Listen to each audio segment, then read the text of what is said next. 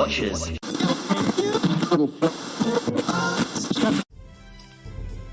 It's the 10th annual Watchers in the Fourth Dimension Season Roundup with special guests Ernest Borgnine, comedian Phyllis Diller, the music of Sonny and Cher, and of course the Watchers themselves, Anthony, Julie, Reilly, and Don. And now your host, Anthony.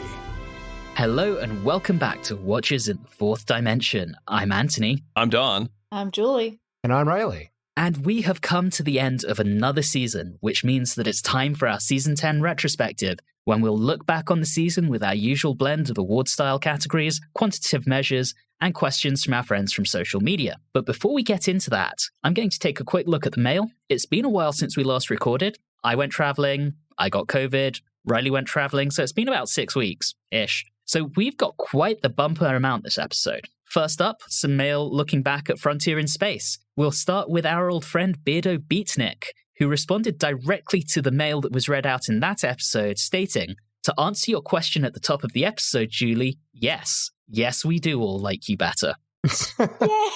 Yay! I know. I don't know if Beardo speaks for everyone. Let us know. Beardo also gave us a glorious little piece of trivia, reminding us that the actor who played the newscaster in Frontier in Space would eventually return to the show in the David Tennant era's Blink, playing the older version of Billy Shipman. Oh, Wow. Yeah. Love that. We have some extreme passion for this serial. Nathan Laws posted a little bit of an essay on Facebook. Far too much for us to include all of it here if we're actually going to get through all of the mail and do our season retrospective. But to give a couple of highlights, here are some of the things Nathan said. "Man, you guys are vicious. This is definitely my favorite Pertwee story and one of my contenders for best Doctor Who story of all time. I think you're trolling us, Nathan. I find the argument that this story needed to have more in some way to be a strange argument. How is averting a galactic war not a good plot? It takes you through several different cultures and makes you feel as if they live and breathe beyond the confines of the BBC sets. If it's more about the menace to our heroes than the overall galactic threat, then who cares? We certainly cut historicals some slack for that because we know the Doctor and Co. can't change major historical events. Here, at least, he does influence events on a galactic scale, but we still complain that not enough is happening." Can I stop right there for a second? Yes. One of the things I find interesting is he said that if it's not worth the galactic threat versus what's happening to your characters, that's not how I view Doctor Who. I am actually not the biggest fan when it's the galactic threat. So all of those big season-ending global catastrophes, it's a new Who. No, I don't want that. I want to know what happens to the characters. So I got really bored with the back and forth of just being in different jail cells. It wasn't a tour of different cultures. It was just a tour of different prisons. And I was going to say, when we talked about it, we all appreciated the world building. We all appreciated the design and the direction. But the fact that it was capture, escape, capture, escape, capture, escape for something like 14 times over the course of 6 episodes, it just got tedious. Yeah. I think it would have been a lot more enjoyable if the actual underlying plot and how our characters are impacted by this big galactic threat, if they'd changed that, it could have been something better for us. Yeah, but as far as the world building and backstory and all that, it's incredible. It's really good. I think I would like to read the novelization of it. It's one of those stories that I would actually like to see a sequel to it set in that same era just to bring back the Draconians and all that kind of stuff. It just, for me personally, failed on what our actual characters are doing. And I don't think we rated it that badly, did we? It averaged out 5.25. Oh, yeah, that probably is lower than it deserves, but who cares? It's a number. Exactly. On the same topic, Alan Seiler also chimed in and he said, "I've never actually considered this the worst Pertwee story of all, mostly because there is so much good about it. Primarily, as you all said, thank you, Alan, the world building is excellent and on a level that we don't always get in Doctor Who. The Draconians are my favourite Pertwee non-humans. Yes, even more so than the Sea Devils. Jo is well written with some clear and deliberate character arc moments. The Doctor-Jo relationship is joyous, and the Earth President is one of my favourite Pertwee-era characters, after Miss Hawthorne, of course. So I'll be a little more lenient than the Watchers, and give it 7 out of 10 high collars, while still recognising that those very good elements should have had a more engaging story built around them, which I think is what we were saying. And in the last comment we got on Frontier in Space, Kieran James Evans states, "A repetitive plot and a distinct lack of ending. Still, I like it. A 6 out of 10 is probably fair though. An easy cut down to 4 parts, but lots of interesting world building. Shame really for Roger's lost performance. R.I.P. Roger. Moving on to Planet of the Daleks, we have a nice mix of positive and negative voices on this one. We'll start with the more positive and work our way down. And we will start here with our friend the Whovian Gal, who said, I've disagreed with the group for a lot of the Pertwee era, but I'm totally with you on this one. My love of 60s Who throwbacks manages to overcome my dislike of Terry Nation for this one story. Naomi, respect. J.M. Casey is similarly positive, saying, Terry Nation's greatest hits, it is sure that. But it was my first exposure to all of those tropes. I think it was only the second Dalek serial I watched, the first one being from the Davison era, and I absolutely loved it. It felt big and epic and dangerous and exciting. I was really young then, though, and didn't realize it was mostly recycling tropes from the 1960s stories that Nation had written himself. Fair. I think it's a lot easier to forgive that if it's your first time seeing any of it. Although it was really fun for us going, ooh, that's from Dalek Invasion of Earth, that's from DMP, that's from the Daleks. That was fun. And our old friend, the excellently named Astrozon Danglebert Zebulon, we love that name, is also rather effusive, saying, although it is just the Mad Libs of Terry Nation, it's fun and classic Pertwee. 8 out of 10 ice lava volcanoes. Shut Grande 67 has some fond childhood memories and commented on our Instagram post to say, I remember rushing my parents to get home from shopping on a Saturday tea time to see this. I loved the Dalek army in the ice. Agreed. Both Kieran James Evans and Adam Wright came to this one with similar ratings. Kieran said, so I think a 7 out of 10 is probably fair for this one. Nothing new idea-wise, but well put together and fun for the most part. It is a little long, though. While Adam stated, I was amused by the invisible Spyrodons. Only needed to add slave labor. I hated the romantic plot with Lartep, and he finds it amusing that Elsa from Frozen could defeat these Daleks. I give the story 7 purple fur coats. Heading a little further down the scoreboard, Dave Sanderson wrote in with the following commentary. The linked 12-parter ends with a whimper and not a bang, really. Some good ideas across Frontier and Planet, but both would have benefited from a trim. 2 4-parters, maybe? Overall, 6 out of 10 sets of scary eyes for Frontier of the Daleks. In terms of direct feedback, we have a few who were also disappointed. We will start with David Campbell, who said, seeing the November and December 1993 repeats, I found Planet of the Daleks something of a letdown after reading the Target novel a few years earlier, where the story came across as much more exciting. And then he goes on to ask, what classic story would the Watchers have chosen to show on BBC One to mark the 30th anniversary instead of this? I've done some thinking on this, and I think I'd go with the 3 Doctors. You get Pertwee, Troughton, and Hartnell if you're going to go for something from season 10. Love it. I agree. No, that makes sense. Yeah. Okay, and we're going to come back to 2 of our friends who commented on Frontier in Space. Both Nathan Laws and Alan Seiler responded in further support of Frontier, with Nathan posting on our Facebook page to say, it's kind of a travesty that this one gets a higher score than Frontier in Space. As everyone pointed out, it doesn't really do much to play with the elements of the prior story, and it's just Nation by numbers. Meanwhile, Frontier in Space had a genuinely creative story, a well-realized setting, and good characterization. I'm still baffled by the hate that serial gets. I don't hate Planet of the Daleks, but it certainly pales in comparison to Frontier. I definitely think the serial could have used some Delgado help, but I'm not sure if Nation would have known how to write for him. And Alan then chimes in to say, I'm with you, Nathan. I enjoy Frontier much more than the fan average. Planet is fine, but I don't think it's as good, nor as ambitious as Frontier. Certainly not as ambitious. Yes, it's not as ambitious, but again, it's the difference of I get to be nostalgic and think about all the old times with the Daleks, or I get to see people in prisons. And I know we keep saying it, but fundamentally, our scores are very... of the moment. Our scores are like the point system from Whose Line Is It Anyway? That's what people need to realize. Totally arbitrary and a little bit of a gut comment based on how much we enjoyed the story. Yeah. If you have to take them seriously, keep in mind that when we give a score, it's not like, okay, well, was this better than the previous? Should I give it higher? It's more of a, did this live up to its potential? So part of that is the overall world building, which Frontier did well. The other part is the characters and what they have to do. There might be a little bit of how well were the special effects pulled off? Was it believable? Could we get lost in it? And then there's just how much did we enjoy it? And I think that latter part, Don, is fundamentally what most of us really go on to make up our score. Yeah, but for me personally, the reason Frontier didn't get rated higher was it had more potential to be great than Planet of the Daleks, but it didn't live up to it for me. Planet was kind of Terry Nation on easy mode, but it knew what it was going to be, and it did it. It lived up to the potential it set for itself. And it was fun. It wasn't as repetitive in what we saw happen to the Doctor and Joe.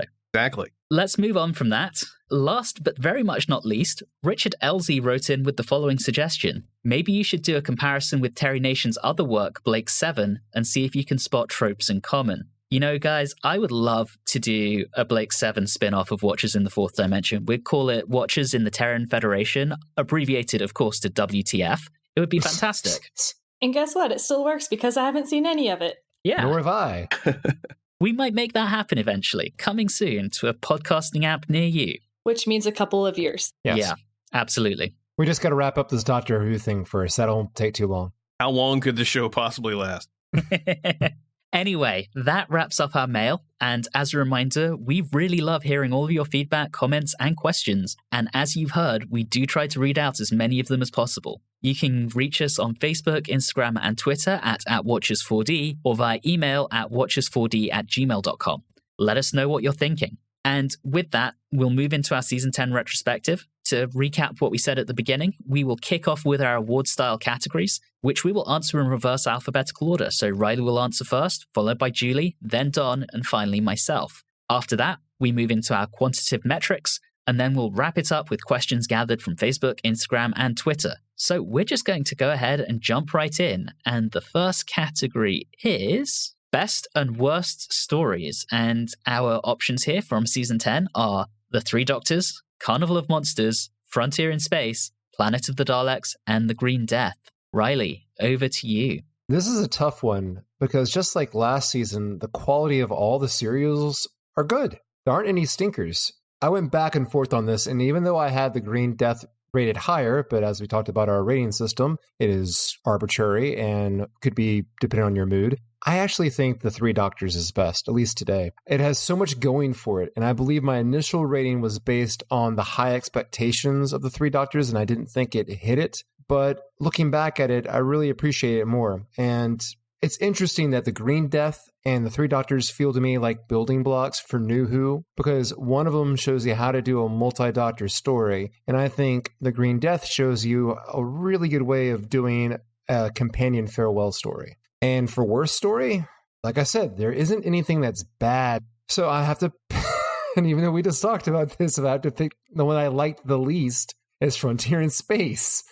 Sorry. It hurts me to say that, considering it is Delgado's last appearance. And it has one of my favorites in it, the Ogrons. But as we mentioned before, a lot of repetition and the detailed plot. The premise is great. The premise in general is very good. But once you get into the details, it just doesn't really work too well. So Frontier in Space, worst story. All right. Thank you, Reilly. Julie, over to you. I'm going to flip-flop on this one with Reilly.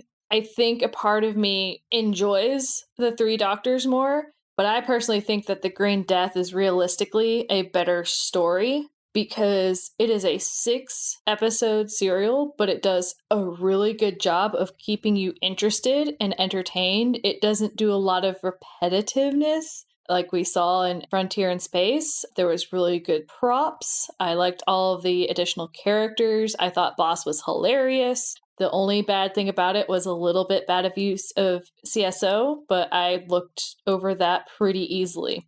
Worst story, hands down, Carnival of Monsters. You'll see this as a theme for me as we get into some of the other selections. 2 main reasons why I dislike Carnival of Monsters. 1, anything with the bureaucrats, I cannot stand. Anthony and I will disagree with that all day, every day. And 2, it is called Carnival of Monsters. I expected a lot of monsters, and all we got were dishrags. I can't fault you there, Julie. Done. I am right in line with Julie on this one. Best story, not necessarily my favorite, but the one that tried really hard to live up to its own ambition was The Green Death. It's really good. It has some dodgy moments that we will refer to later, but I think it's very solid. For me, the worst story, or at least the one that I don't know if I enjoyed it the least.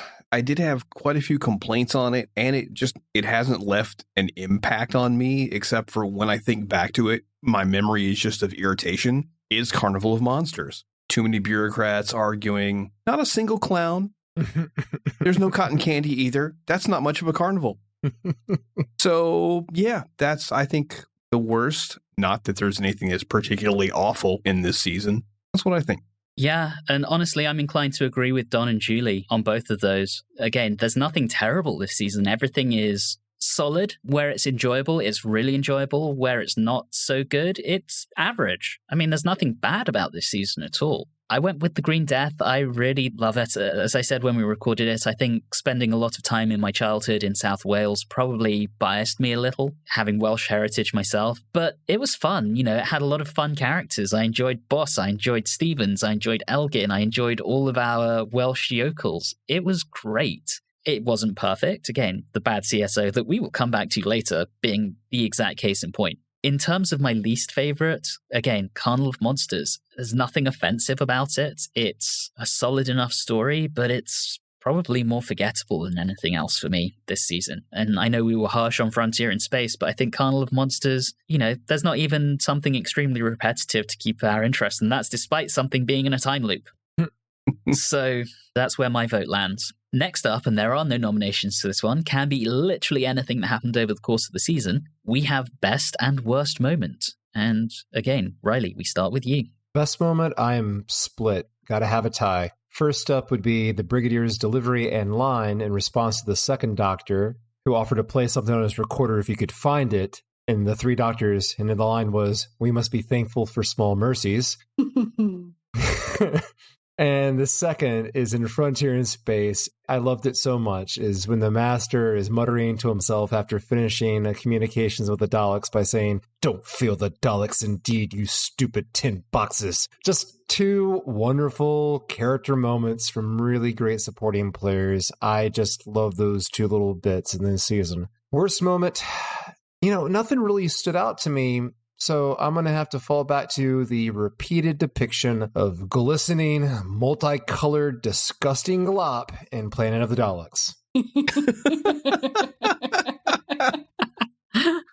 Love it. Somewhat expected from you, Reilly, but that doesn't make it any less entertaining to hear you say that. Julie, what are your thoughts on this one? I also have two for both, let's be honest. Best moments, I love when Benton and the second Doctor greet each other as if they're old friends in the Three Doctors. I thought that was just wonderful and adorable. A runner-up is really just the Brigadier's face in almost the entirety of the Three Doctors. Because he's so emotive. I love it. I think he's hilarious, and it just punctuated how much he's just done with the Doctor in all forms. Worst moment, I have two. One is a blanket statement. It's pretty much any scene with the bureaucrats in Carnival of Monsters. That's all I need to say about that. And I don't know if it's really worst moment, but I guess more of like disappointing moment was when there's that weird mist wall thing that everyone walks through at the end of the Three Doctors. It was weird. They could have done so much more with that than just being like, okay, we're going to have some fog, and that's it. Those are my two. Fair enough. Don, let's hear yours. Best moment, anytime Troughton was on screen. I love the way he interacted with the other characters, especially Benton. It was always fun.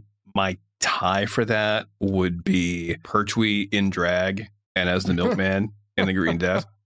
I want more of that so much because it was just so good. And my worst moment was any scene in The Green Death that involved anyone going down an elevator, especially the first one where it looked like they just had the guy on a loop because he went back and forth and he had like an old school 8-bit Nintendo animation as he went down.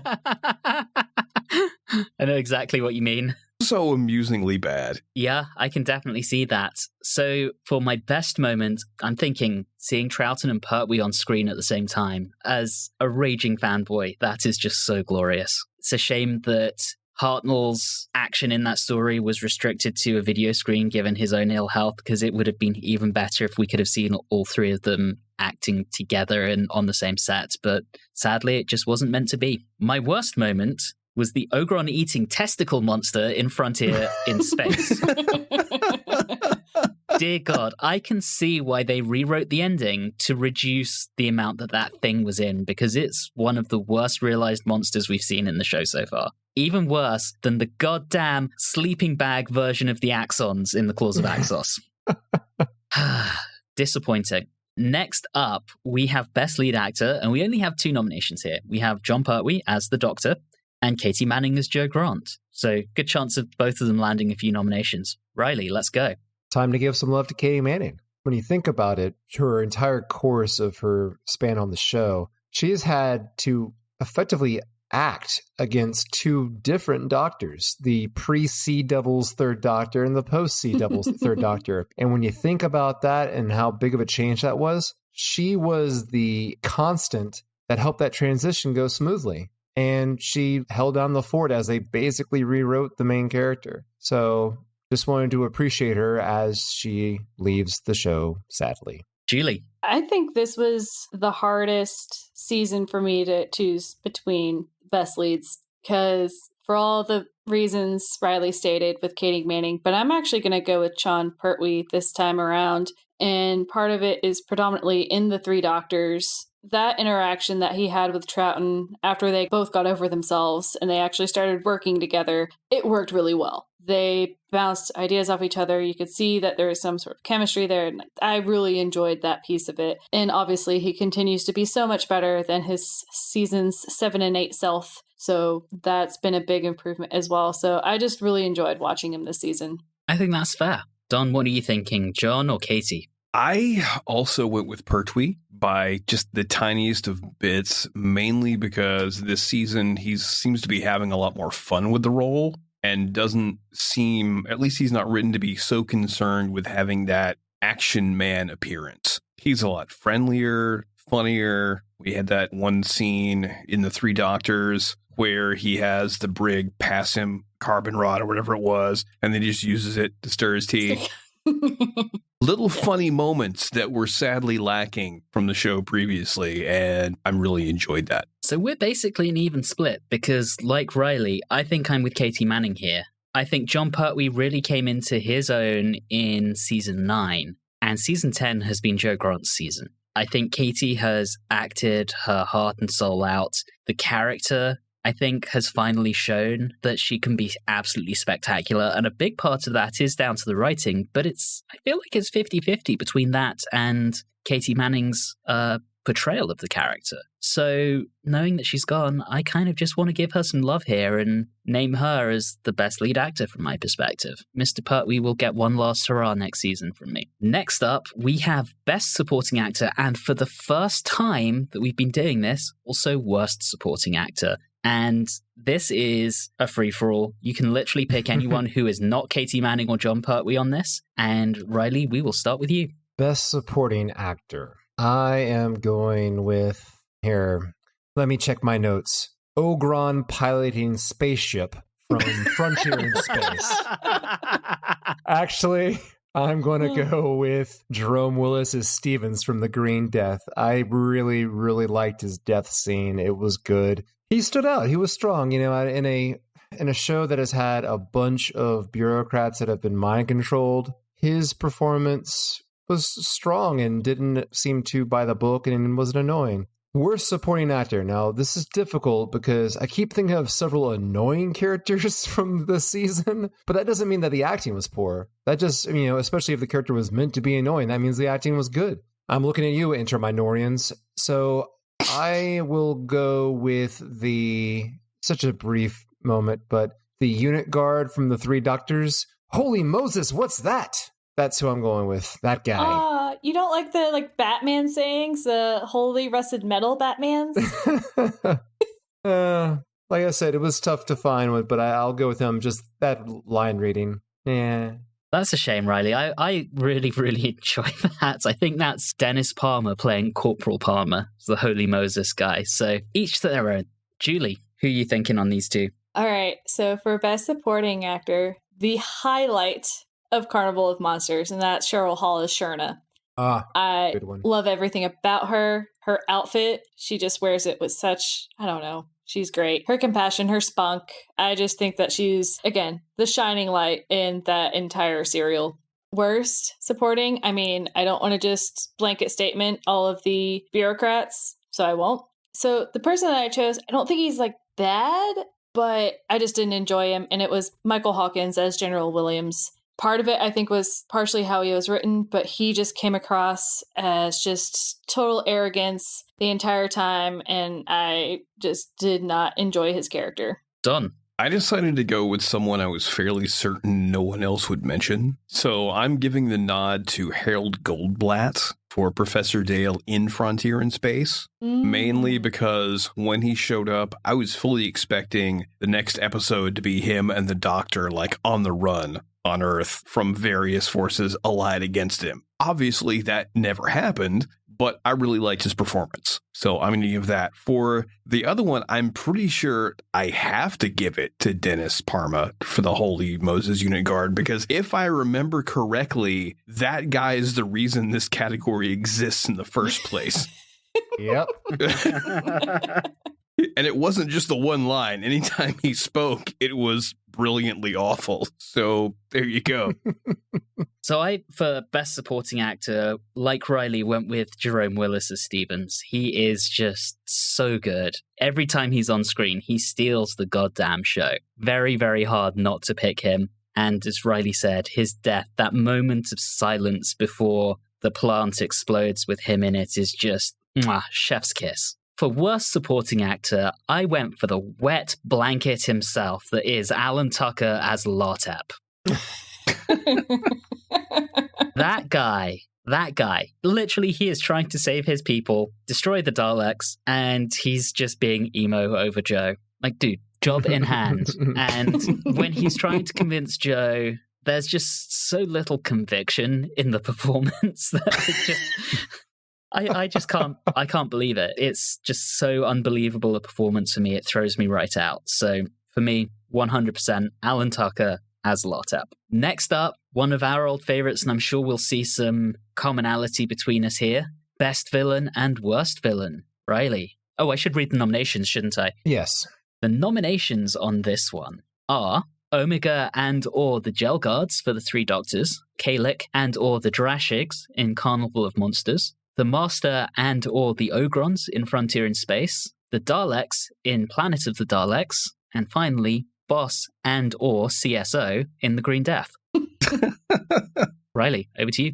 There are a lot of good villains this season. I think an argument, honestly, could be made for any one of them. You know me, I love the Master. I love me some Ogrons. But the Master's gotten his praise before. It is Boss who needs his moment in the sun, I believe. Fantastic. An artificial intelligence with flair, ego. It was enjoyable to have that much personality from the artificial intelligence. It was refreshing. Worst villain, I have to kind of single this out, even though I do like Omega, but the guards, the Gel Guards, just, not really well designed. That's all. Had potential, though, but the design seemed a bit lazy. That's it. Like I said, not much for worst villains, I don't think. I think all of them are very strong. All right. And Julie, over to you. I can already guess worst villain, but I will let you say it. Yeah. So best villain, I am in agreement with Reilly. I love Boss. Again, it's that flair. It's his singing of classical music and all of that. And yet he's an AI. So yes, I enjoy that. Him having a personality is so much better than just your kind of usual typical dry AI who's all about just strict science and what is, worst villain. It's Kalec from Carnival of Monsters. I didn't really completely understand that whole plot line anyway to begin with, because since we never moved scenes, which we will discuss in a later category, it didn't help drive that point of what exactly was going on. So I just was not a fan of his. Don, let's hear your thoughts. Best villain, I have a tie. Firstly, being Boss, for all the reasons everyone has already spoken, because he's awesome. Second, of course, being Steve Holt himself, Omega. Oddly enough, for the opposite reason, because he's just so over the top, and he has survived for hundreds of thousands of years with only scenery to chew on. And I can appreciate that level of commitment. And the worst is, of course, Kalec or Kesa or whatever his stupid name is, because, oh my God. So we're a full house on Boss. I don't think I can add more to what's already been said about this wonderful AI with so much character to it. Absolutely brilliant, well scripted and well played by the actor behind him. And again, worst villain, Dalek. Screw that guy.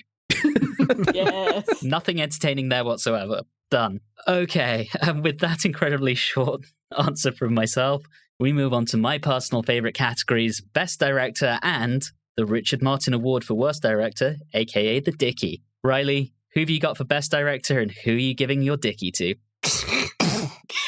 Greasy. Well, this will be a shock to everyone. I'm going to go with David Maloney for Planet of the Daleks because he really did make the planet look so very alien and full, despite how disgusting. There was a lot going on visually. And also that he did that whole little spray paint kind of thing with the Daleks, and the invisibility wasn't as cheesy as you would expect. I thought the sets were really good there. And I keep saying this, the quality of the show on a base level is never bad. It is always average to good. So there isn't a bad director. There's just a director that isn't as good as other directors this season. So I'm going to go with Paul Bernard for Frontier in Space. And I just feel like, he was kind of up against it because there's only so many ways you can shoot a jail cell. So That's fair. And I realized once again, I forgot to name the nominations. So before I hand it over to Julie, Reilly, you've already named 2 of them, but the full set of nominations are Lenny Mayne for The Three Doctors, Barry Letts for Carnival of Monsters, Paul Bernard for Frontier in Space, David Maloney for Planet of the Daleks, and Michael Bryant for The Green Death.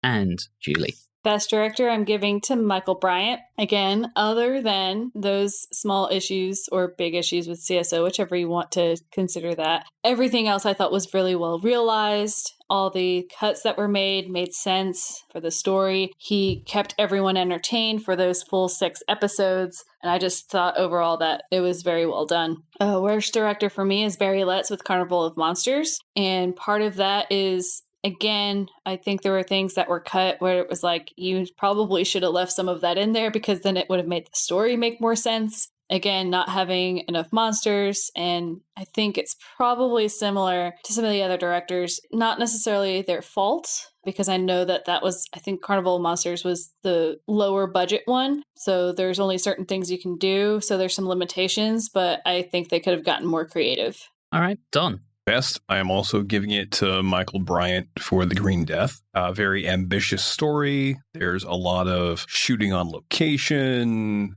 There's special effects that could have potentially utterly failed, but I'm not giving him the Dickie for this, but I am also giving Michael Bryant what we're going to call the Little Dickie for certain shots in The Green Death. Not just the elevators, but whenever there was obvious CSO and it wasn't necessary because they had clearly already been on that same location and set.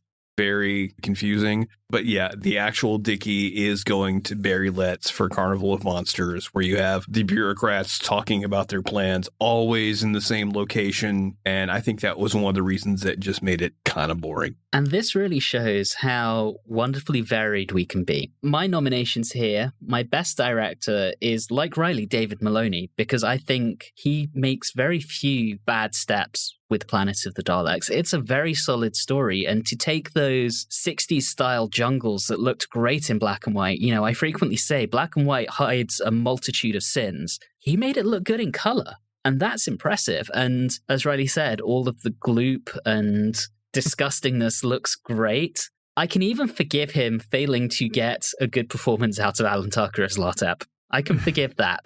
Everyone else is on point. You've got a great cast with people like Bernard Horsfall, and I feel like Pertwee, Katie Manning, they're firing on all cylinders. There's a lot of tension in that story that works really, really well, even if some of it is for mere seconds. I just enjoyed it a lot, and I think a lot of that comes down to David Maloney's direction. I'm giving the Dickie here, though, and I want to say this bearing in mind that The Green Death was my favorite story of the season, to Michael Bryant. And that solely comes down to the fucking awful use of CSO. Wow. Don already mentioned the shaky 16-bit elevator CSO. There's the scenes, again, Don already mentioned it, that should have been on location that were inexplicably shot with CSO. I almost said shit with CSO. It works. I just don't get it. It's so questionable, and I have no idea why he made some of those CSO decisions when it just wasn't necessary. So even though he does a good job on so much of it, bearing in mind how solid everyone is this season from a directorial perspective, it's some small mistakes for me that bring Michael Bryant down. And we will wrap up our awards with the best and worst use of music. Reilly, over to you. For best use of music, I'm going to go for just about everything in the Three Doctors. Particularly, there's a great bit of music when they walk up to Bessie in episode 2. Also, the music for Around Omega's Lair is a lot of fun. Just a lot of great little bits there. Worst use of music, any music affiliated with the Interminorians. That's how annoying they are. Wow. Okay, Julie, you're up next, our music guru. Funny enough, my best and worst use of music come from the same serial. My favorite was On the Ship in the Carnival of Monsters. It just really added to the atmosphere. You had that like jaunty music, and you're on this British ship heading over to India, and it was just so much fun, and it was instrumental, wasn't synth, and I was like, man, this is great. Then we get to the dishrags in the Carnival of Monsters, and the opportunity to use a lot of bass and percussion and all of that, and no, we get synth. I was like, I thought we got rid of that, and then it came back. So that's my worst music. Somehow I figured it would be something to do with Dudley's synthesizer. Of course it is. I don't know what gave me that impression. Don, let's hear what you're going for here. Since I couldn't find my notes on anything musical, I am not going to nominate anything for the worst use of music. And my best use of music is going to be Joe Is Making a Thing from the Scorchies in the hopes to get it out of my damn head. Thank you.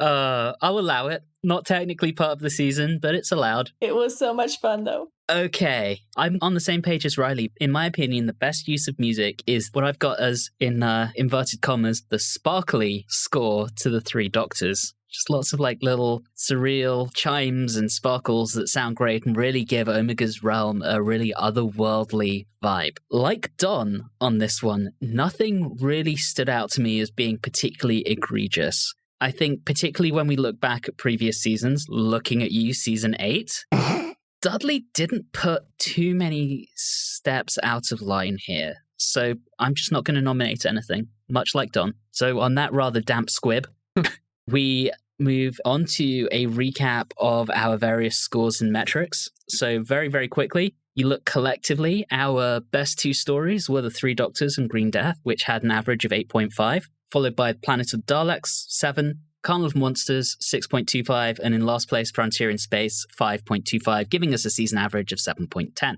Don, you gave your top score to The Three Doctors, your first 10 out of 10. Rounded. Wow. Yes, technically 9.99 recurring.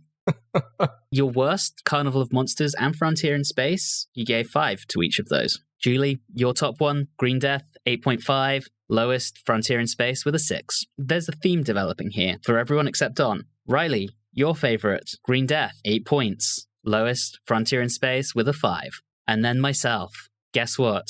Green Death at the top, 9 points. And capping me off at the lowest, Frontier in Space with a lowly 5. So we're pretty consistent. Don, even for you, Green Death was your second highest. So I think overall, we're looking at Green Death, Three Doctors at the top, Frontier in Space, Carnival of Monsters at the bottom, and Planet of the Daleks pretty solidly in the middle. So we're at the point where we're all starting to think the same. Oh, no.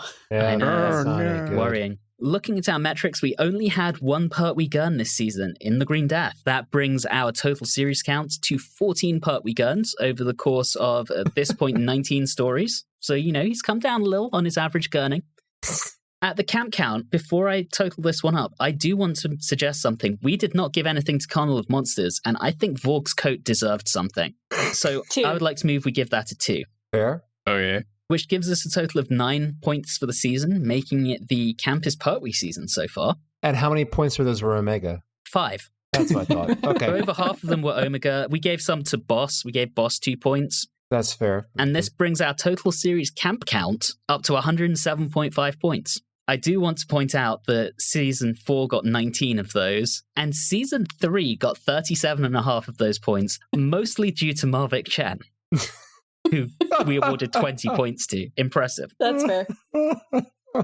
We had one instance of I'll explain later in the Three Doctors. That brings our total show count to 5. We had 3 instances of Quarry Query, bringing it up to 17, and a first instance of Jelly Babies. That's a new one for us. So that brings us to the end of our metrics. And so now I've been busy compiling questions from social media. I've tried to put these in some kind of order that made sense. And here I've tried to go kind of in story order where there's been something relevant to a particular story, and then a few general ones at the end. So we'll start out with our friend Mike Muncher, who says, I saw that both Jenny McCracken, who was Claire in Carnival of Monsters, and Cheryl Hall, who was Sherna in Carnival of Monsters, were on the shortlist for the part of Jo Grant. Do you think either of them would have been better than Katie Manning after having seen their acting chops in Carnival of Monsters? I think that's an unfair question because I don't think Jo would have been the same if someone else was acting that role. And maybe that's what they're asking here. I don't know. Maybe not Jenny McCracken, but I do think Cheryl Hall could have made a good companion. I think she had the right spunk for it. I think that she would have just been really good. She has a lot of attitude, but I would hope that they would give her something other than Jo Grant. I agree with Julie on this. I wouldn't answer the question in regards to would have been better. I thought of it like, could they have played the part of Jo as she is written? And I like both Jenny McCracken and Cheryl Hall, but looking back over it, I don't know what it is about the look of Jenny McCracken, but I just don't think she has the right look for the part. I do think Cheryl Hall does. There's something more approachable about Cheryl Hall, more, trying to find a term for it, like just a friendlier look, while Jenny McCracken has more of a very high cheekbone beauty look, while Cheryl Hall has a very kind of like the girl down the block that you're friends with when you're growing up or something, you know, a lot more approachable, and that seems to fit the character of Jo more. Yeah, that's fair. Don, any thoughts on this one? I think this is almost an impossible question. I think they both could have played companions, and that companion could have been named Jo Grant, but it certainly wouldn't be the same Jo Grant in any way, because the actor brings so much of themselves to the character. I think I agree with that. I also think I would have needed to have seen more of these two actors than just 4 episodes to even compare. I think I'm kind of with Julie of the two. I could probably see Cheryl Hall more in the role than Jenny McCracken, but I'm not convinced, and it certainly wouldn't have been the same character. Next up, and I actually really like this question, we're sticking on Carnival of Monsters. Nathan Laws asks, with 5 miniscope circuits, what scenarios, locations, or creatures would you put in each one to create enough diversity and generate enough interest to ratchet Carnival of Monsters up to 11? Now, before we jump in, I do want to say you don't get to 11 unless you get rid of the bureaucrats, or at least find a way to make them more interesting. But we will focus on the miniscope. Okay, I thought way too long about this question, so I've got to answer this. I saw this as, I don't know why, as kind of a drink pairing pre-fee kind of thing. Each miniscope gets its own drink. So here we go. Number 1, I would give the person a shot of Robitussin and have them watch the Zarbi and Menoptera battle. That'd be the first one. Okay. Second one, I'd give them a shot of whiskey and have them have to watch Cyril from the Celestial Toymaker play children's games. Oh, that's good. Okay. Number 3, this is where we cool down a little bit. You're going to have a tiki drink and you're going to watch the underwater ballet of the Atlanteans from the Underwater Menace. Okay? Yes. A little downtime. All right. But then we're going to crank it up a little bit. You're going to get a hot toddy and we're going to watch our favorite chunky boys, the Yetis, compete in some Winter Olympic sports. I was thinking like the ski jump. Okay. And then finally, we finish it all up with a big glass of, guess what? There's nothing in the glass. Want to know why? Because there's nothing in the 5th spot. Because there are no Makra. They don't exist. Well played, sir. I can't answer this. I'm sorry, but I can't follow up on what Reilly just did. Yeah, that's not fair, except for the fact he left out the Vord. Oh, no, that's on the secret 6th circuit. No, that's the VIP secret party area, I think. And you have to be 17 or older to get to go in. Hidden behind a paywall. Okay, that's fair. I started thinking about this one, and while it's nowhere near as entertaining as how Reilly came up with it, I did think the Zarbi would be fun. I wanted to give the Cybermen an appearance so that they would actually get a full episode in the Pertwee era. That would have been nice. Let's take them to Kemble. That was pretty horrific in Mission to the Unknown. And yeah, blank one for those creatures that don't exist. And let's take them to the land of fiction as well. That would be a wonderful trip. So that's kind of where I landed. I would potentially put the Vikings and the meddling monk into one of them. Could be fun. Yeah, mainly just because I'd like to see more of the meddling monk. He was fun. Our next couple of questions relate to the so-called 12-part Dalek epics. So David Campbell asks us, it's really a statement then a question, but he says, it's a somewhat underwhelming season because it was built around plans for an ambitious and epic space opera that turned out to be rather plodding and dull in execution. Judging from the surviving episodes, how do the watchers think that watching 12 episodes of Dalek's master plan would compare to the experience of watching Frontier in Space and then Planet of the Daleks? So the thing is that I don't think Frontier in Space and Planet of the Daleks is actually some sort of space opera. I'm sorry. They are completely separated, hanging together by a thread, and I just don't see them as a 12-episode story arc. Whereas the Daleks' master plan is actually truly one big giant story minus the one Christmas episode. So I would say, even though they're not all the surviving episodes, I do think the Daleks' master plan is a better experience because it is actually one true big story. And I think that was executed well. I really enjoyed Dalek's master plan. I agree. You can watch Planet of the Daleks without ever having seen Frontier in Space. And not only would you not miss anything, you won't even realize that there was anything to miss. Yeah, it's absolutely true. And I'm going to say, I saw Planet of the Daleks as a kid before I saw Frontier in Space. And aside from wondering how did the Doctor end up in this condition he's in at the beginning, I didn't miss a damn thing. So absolutely accurate. I also would rather watch DMP. If I was going to sit down and watch 12 back-to-back concurrent episodes of Doctor Who, 100% picking DMP, reconstructions and all. Yeah. Absolutely. Agreed. It's fun. It goes all over the place. It's got a lot of different tones, but the story across it of the Daleks and Marvik Chen trying to take over the galaxy, very consistent. It's there the whole way through. Really, really fun and enjoyable and very dark at times. And the Daleks' master plan has evil Christmas trees, so it automatically wins. Exactly. I knew that had to make an appearance. Of course. Incidentally, dear listener, if you are not following us on Instagram or on Facebook, we recently posted a Terry Nation bingo card. You should 100% go and check out. I will put a link to that in the blurb of this. What we should do is we should then watch BMP and actually sit there and play bingo. No, all of us choose a different one and start them all at the same time, and whoever gets their first bingo wins. Julie's thrown down the gauntlet, guys. Next up, my old friend Cy Hunt. I'm not sure if I finished my answer to the previous question, but the answer is DMP. My old friend Cy Hunt asks, if you could tackle the 12-episode Pertwee epic brief, how would you have done it differently? By making one.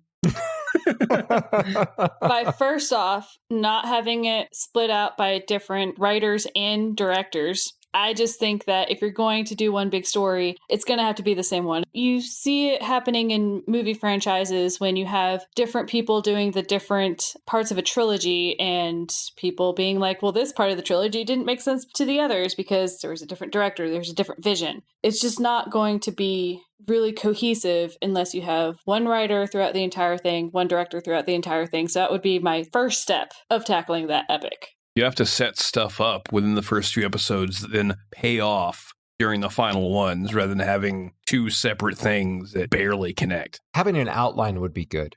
That would be good. Honestly, I think it could have been done with what they had. I think the things I would tackle differently between Frontier in Space and Planet of the Daleks. Firstly, I would weave a more interesting story around that incredible world building.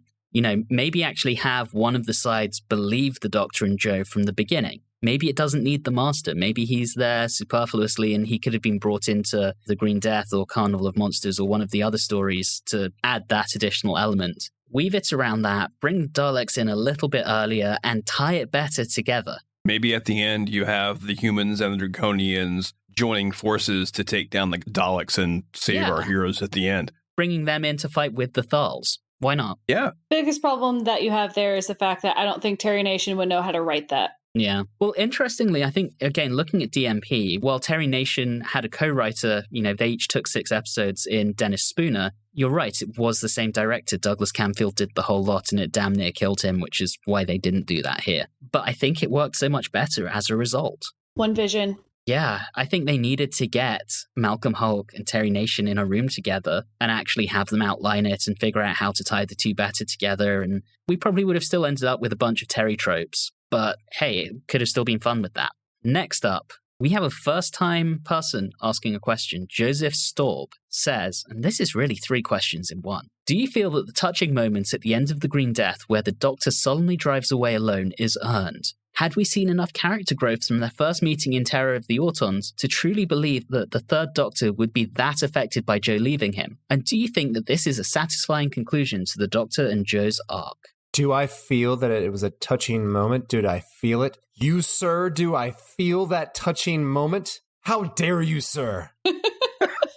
I'm not crying. You're crying. Yes, it was earned. Yes, it was effective.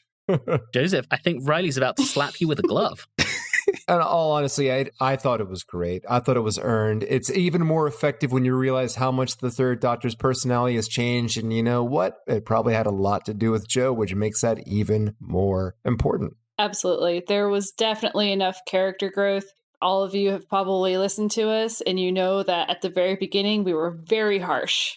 Well, I wouldn't even say really harsh, but there were definitely some people who thought that we were being very harsh to the third Doctor because he was arrogant and he didn't like to listen to anybody and he didn't like Jo being there. And the fact that throughout the seasons, he started to have this relationship, he would tell stories and they would, everything that they've been through. So yes, it's absolutely deserved. It's earned. And I actually do think that it was good to conclude their arc. You potentially could have gotten one more season with Jo, but I actually think that it pretty much fulfilled itself by the end.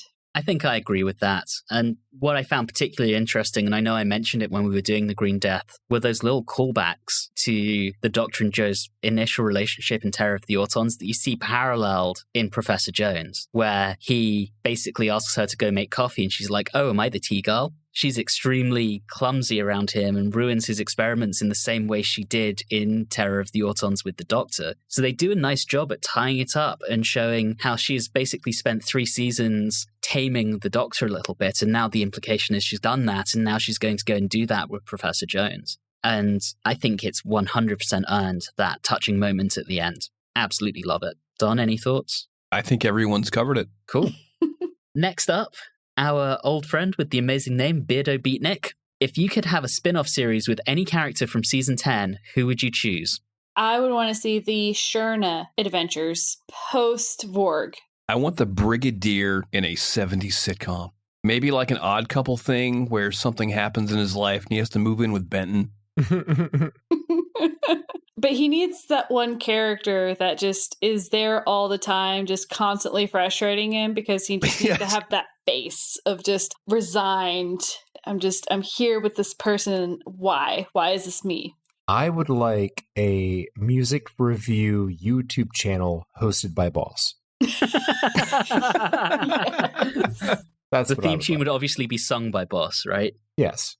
That's fantastic. I think I would like something, and it's not just one character, it's a bunch of characters, but I would like something that's somewhere between a soap and a sitcom set in Llanfairpwll after global chemicals has exploded.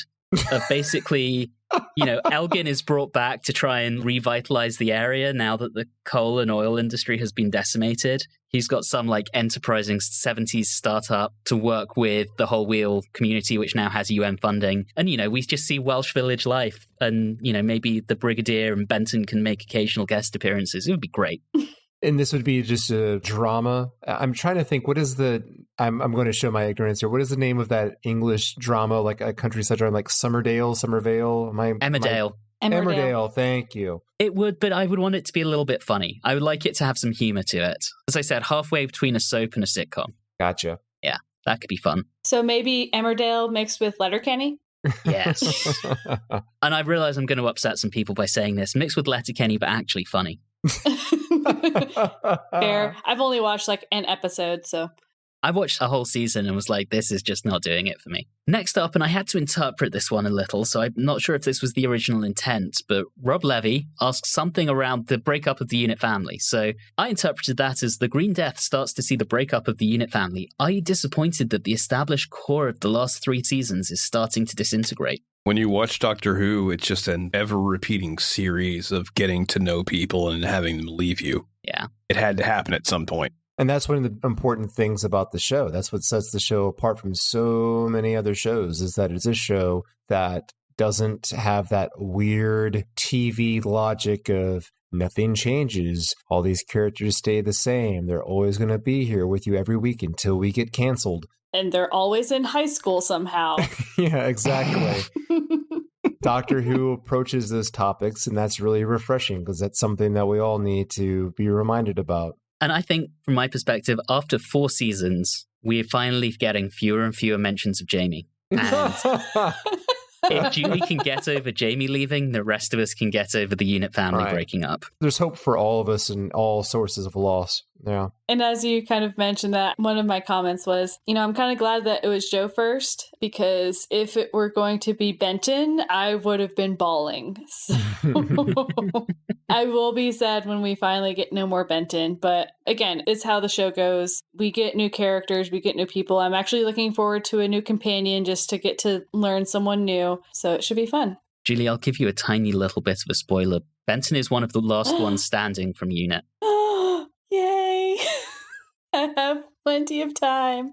Okay, and then last but not least, and I think this probably applies mostly to Julie and Don, who have not seen much of the next season, if any of it. I know Reilly and I have seen basically all of it before. But the Whovian gal says, moving forward to a season with 3, but without the Master and without Joe, what are you hoping to see? How do you want the show to adapt to the cast turnover? So I'll tackle the Master first, because I think it's kind of separate between those two.